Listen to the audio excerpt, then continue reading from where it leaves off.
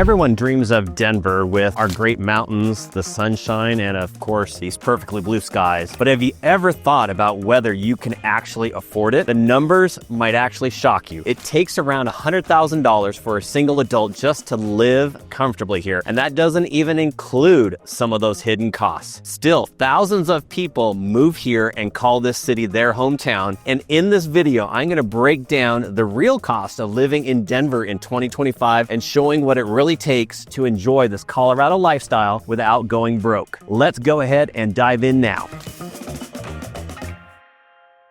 So let's talk about housing first. Now, that's my favorite subject, of course, and where most of your money goes and what most of you want to know about. Now, the average home price in Denver is roughly about $575,000 right now, and that's slightly down, about 1.6% from last year. So what does that mean for your monthly costs? If you buy a home at that $575,000 price point with 5% down at today's rates, you're gonna pay about $3,700 a month. So that's your mortgage, your taxes, and insurance all together. Now, of course, you put 20% down, you're gonna pay a little less, about $3,400 a month. Still a good chunk of money. Now, one thing good about Denver is that prices change a lot based on the area that you're looking at. In Cherry Creek or Wash Park, houses run over that $1.5 million mark, but out to Thornton or parts of Aurora, you can find homes closer to about $500,000. A lot cheaper. And when we get to some of those hidden costs later, I'll show you why those cheaper neighborhoods might actually save you thousands in unexpected ways beyond just that purchase price. Oh, and don't forget about HOAs. This catches many buyers off guard. Most new single-family homes come with some type of HOA fees. HOA fees from $125 to $285 monthly in the suburbs.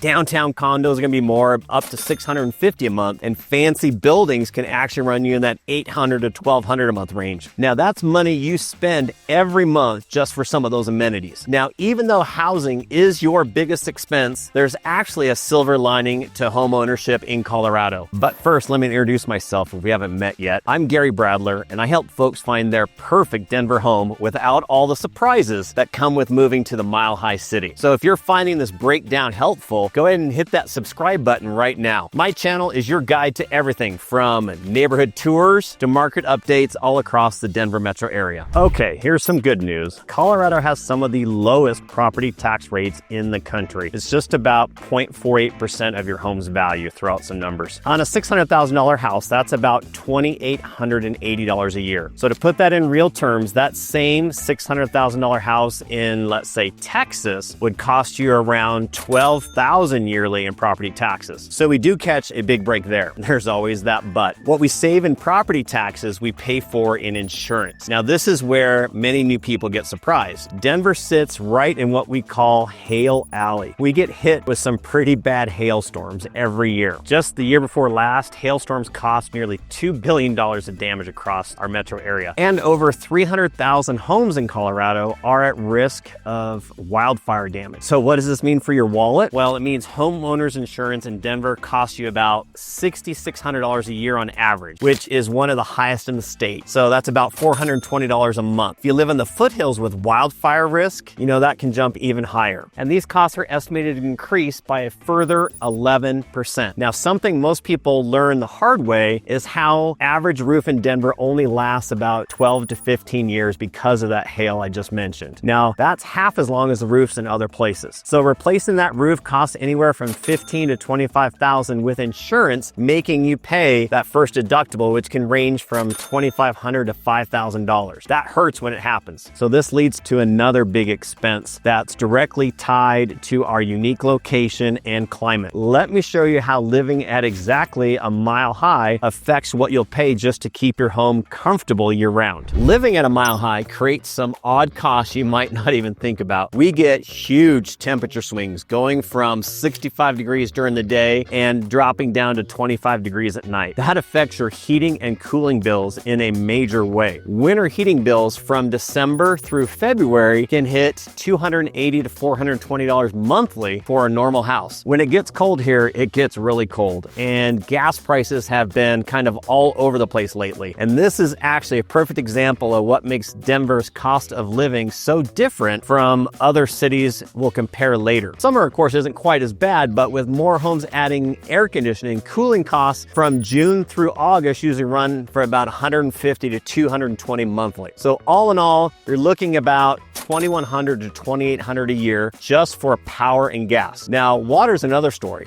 We live in what's called basically a high desert. Most of our water gets piped over from the western side of the Rockies through these big tunnel systems. Now, Denver water charges about $68 to $85 monthly for a normal home, but start watering a lawn in the summer and watch that bill go way up. The internet here is mostly Xfinity and CenturyLink, and you're gonna pay anywhere from $75 to $95 a month for good high-speed internet service. Now, pretty normal compared to other cities. Now, don't forget trash and recycling, which costs around $18 to $20 a month for Denver waste service. Not a huge cost on its own, just one more bill to pay. But here's where it gets interesting. Even with all these utility costs, you still need to factor in how you're going to get around this sprawling city. So let's take a look at transportation costs. Now, Denver was built for cars. Most of us need our vehicles to get around, which means transportation takes a good chunk of our budget. So gas prices here run slightly lower than the national average. Right now, we're sitting right around $3.16 per gallon, while the national average is around $3.19 a gallon. Not too bad. Now, the real shocker, car insurance. Now, Denver drivers pay really high rates, about $3,200 a year, roughly around $270 a month on average, and that's mainly because of that hail risk we talked about, and insurance companies make us pay for it. Now, what about public transit? We have, the RTD, light rail, and the bus system. A monthly pass costs around $114 for all zones, including the airport. Now, a day pass is only about $6 locally or $10.50 for the regional. Now, the light rail is good if you live near one of those stations, but for most people, it's not enough to give up your car. Now, it's great for going downtown or to the Denver Tech Center. Getting to most other places is hard without a car. And parking downtown, that's going to be about $165 to $240 a month for a garage spot. Now, street parking is about $1.25 an hour at those meters, but good luck finding one open. Oh yeah, and if you drive in the mountains during the winter months, which of course is probably why most of you are thinking of living here, you're gonna need a good set of snow tires. And that's gonna be another $800 to $1,200 for a set of those. And they're actually required by law on I-70 from October through May. Skip them and you risk getting a big ticket and maybe in an accident. Now, before we get to some surprising hidden costs, let's talk about something we all need, food. And Denver has some serious opinions about what we eat and drink. Food is another area where Denver costs you a little more than you might expect. Our grocery store prices are about 2% above the national average right now. For a family of four, expect to spend roughly $180 to $225 a week at the grocery store. So that's $720 to $900 monthly just to keep food in the house. King Soopers and Safeway are our main grocery stores here. We also have, of course, Target and Walmart, and their prices show it. Now, of course, you can save money by going to a Costco or Sam's Club or Walmart out a little further, but that just means driving more. Now, dining out is where Denver really shines. Our food scene is continuing to grow, but your Walso's also going to feel that too. A casual lunch runs anywhere from $16 to $22 a person, and that's even before drinks. Dinner for two at a nicer place, plan to spend $75 to $95 for 4 drinks and tip. And as we're speaking of drinks, we have over 150 craft breweries, usually with pints costing about $7 to $10 each. Now, coffee culture is big here too. Expect to pay about $4.50 to $6 for that fancy latte at a local coffee shop. Now, it's not crazy compared to Seattle or Portland, but it's not cheap. And how about brunch? We take that seriously here in Denver. Plan on $18 to $25 per person before you even think about those mimosas. So yeah, food does cost more here, but the quality and variety you can get is great if you can afford it. And now for the part that nobody tells you about until after you've signed on that dotted line. Let me show you all those sneaky little expenses that don't show up in the brochures. So now that we've covered some of those big things like housing, getting around, utilities, and food, many hidden costs of living in Denver can actually catch you off guard. So first up, the outdoor lifestyle. Most people are moving to Colorado for the mountains and of course the outdoor fun, but that playground comes with a price tag. If you're into skiing or snowboarding, an epic pass for Vail Resorts runs almost $1,100 for next season. The Icon Yukon Pass is almost $1,400. Now, of course, if you don't want to do a season pass, you can do a daily lift ticket at the major resorts, but that price can easily hit $300 per lift ticket. And of course, that's just getting on the mountain. If you're new to the winter sports, the gear costs a lot. Between skis or snowboard,